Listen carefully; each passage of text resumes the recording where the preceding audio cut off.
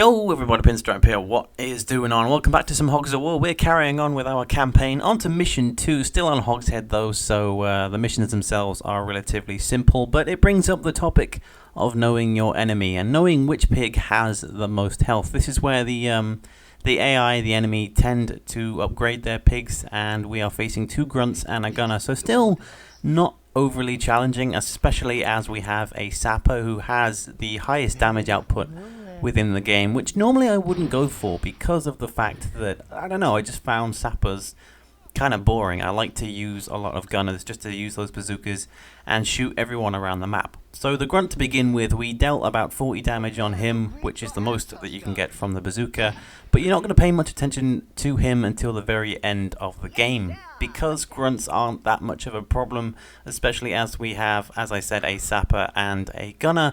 We have a high damage output, and the enemy only have 3 players, so we're going to send one of our grunts to deal with the other enemy grunt, who has a major height advantage on this map. But considering the fact that there's a crate right next to him that contains a TNT, he's not going to be much of a problem. And because of the fact that my third turn will involve the Sapper, it sets us up nicely for dealing with the gunner. But the enemy's accuracy isn't 100% when it comes to completing this campaign.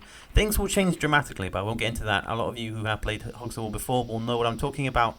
But for now, we're going to place him over this side of the hill, so the gunner isn't much of a problem if he tries to aim at him, because he is closer to him and on that side of the map.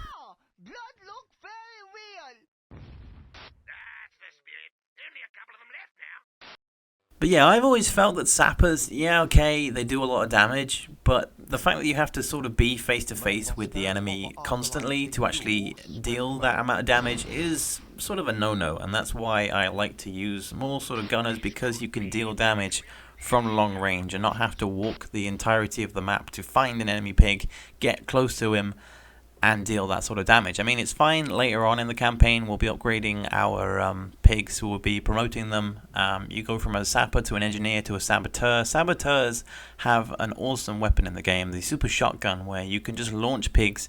If you're standing right next to them and you shoot them point blank, they will go flying in the air across the map and can deal a lot of damage. But like I said, the fact that you have to run straight up and find these enemy pigs can be a little bit of a challenge. Now, as you'll see, I'm not actually using my TNT here because I'm getting used to sort of saving it. You can deal the same amount of damage if you put a mine down and then shoot whoever with the shotgun. It still deals 50 damage, so he's still going to have 25 health at the end of this turn anyway. So if anything does go wrong, I still have that TNT to hand, especially because I haven't upgraded my Sapper any further than what he is at the moment. So yeah, it's for the reason of such short range that the Sapper tends to take the last turn out of all of my picks. It's usually between either the Sapper or the Orderly, because the Orderly is kind of useless until you then upgrade them to a medic, and they can actually begin to heal your pigs out in the field.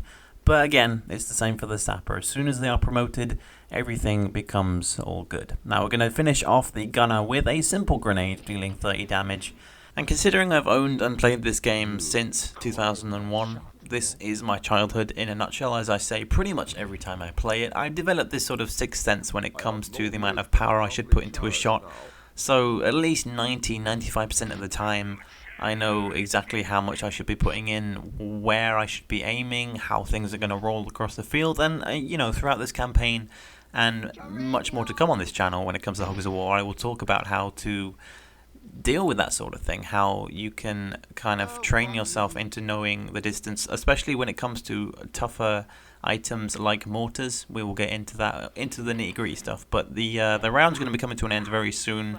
Simple finishing off the final grunt, again, like I said, not needing to deal with him until the very end, and a nice 2 promotion points to finish everything off. So that's going to wrap everything up here, guys. Hope you enjoyed the video. If you haven't checked out our first mission of the campaign, then the link to it will be at the end of the video.